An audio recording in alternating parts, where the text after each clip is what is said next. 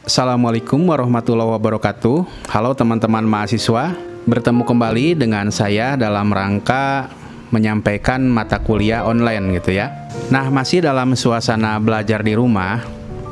Kita pada kesempatan kali ini akan menyampaikan atau akan membahas tentang sejarah desa dari masa penjajahan Belanda dan masa penjajahan Jepang.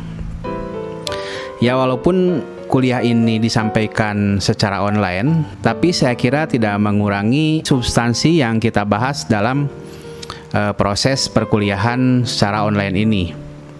Nah, sebelum saya menyampaikan mata kuliah lanjutan tentang sistem pemerintahan desa, alangkah baiknya Anda mencatat poin-poin penting yang saya sampaikan dan nanti kita bahas atau diskusikan ketika masa kuliah online ini selesai. Baik, teman-teman mahasiswa, silahkan Anda simak video ini. Jauh sebelum Belanda menjajah Indonesia, desa dan yang sejenis dengan itu telah ada mapan di Indonesia. Mekanisme penyelenggaraan pemerintahannya dilaksanakan berdasarkan hukum adat. Setelah pemerintah Belanda memasuki Indonesia dan membentuk undang-undang tentang pemerintahan di Hindia Belanda, desa diberi kedudukan hukum. Kemudian untuk menjabarkan peraturan perundangan dimaksud, Belanda mengeluarkan Inlandse Gemeente Ordonati yang hanya berlaku untuk Jawa dan Madura.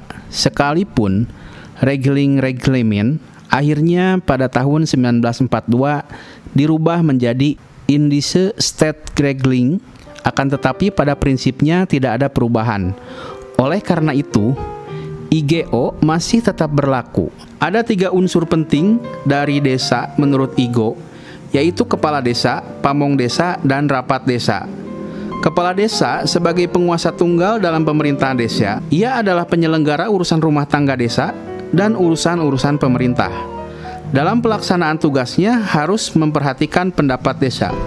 Di dalam pelaksanaan tugasnya, kepala desa dibantu oleh pamong desa, yang sebutannya berbeda-beda daerah satu dengan yang lainnya. Untuk hal-hal yang penting, kepala desa harus tunduk pada rapat desa. Nah, selanjutnya kita akan membahas desa pada masa penjajahan Jepang. Pada tanggal 7 Maret 1942, Jepang berkuasa di Indonesia. Seluruh kegiatan pemerintahan dikendalikan oleh bala tentara Jepang yang berkedudukan di Jakarta untuk Jawa dan Madura, Bukit Tinggi untuk Sumatera, dan Angkatan Laut di ujung pandang untuk kepulauan lainnya. Karena hanya singkat masa pemerintahannya, maka tidak banyak perubahan dalam struktur dan sistem pemerintahan, termasuk pemerintahan desa.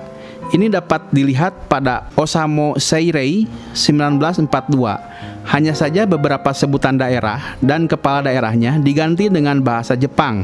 Misalnya Shu, Shuko, Ken, Kenko, Si, Ko, Tokubetu, Si Tokubetu, Siko, Gan, Gancho, dan lainnya.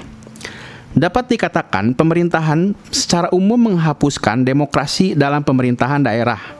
Walaupun khusus untuk Ken, Si, dan Tokubetu Si, sistem itu dilaksanakan secara terbatas.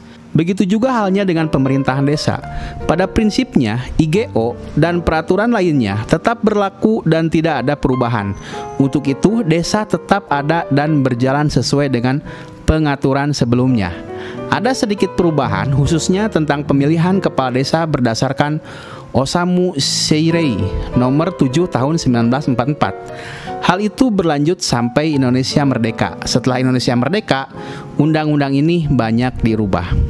Baik teman-teman mahasiswa, itulah yang bisa saya sampaikan dalam perkuliahan online ini. Silakan Anda bisa memberikan masukan, memberikan tanggapan, atau memberikan kritik, juga saran atas disampaikannya materi sistem pemerintahan desa.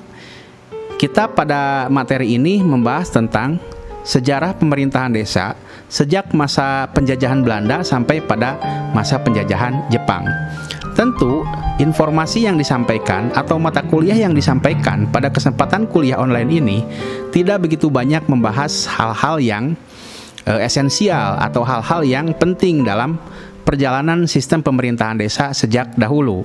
Namun, informasi yang saya sampaikan dalam video kali ini Anda bisa menggali lebih dalam, Anda bisa menggali dari berbagai macam sumber untuk mendapatkan informasi-informasi yang lebih lengkap.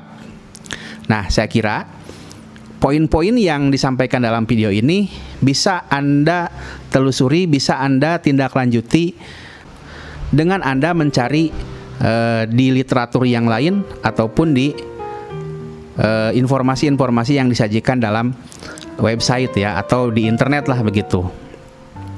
Baik teman-teman mahasiswa, sekian yang bisa saya sampaikan untuk pertemuan yang kedua kuliah online ini. Bila ada hal-hal yang ingin disampaikan atau didiskusikan, silakan Anda bisa langsung menghubungi saya ya. Baik, terima kasih dan sampai jumpa. Wassalamualaikum warahmatullahi wabarakatuh.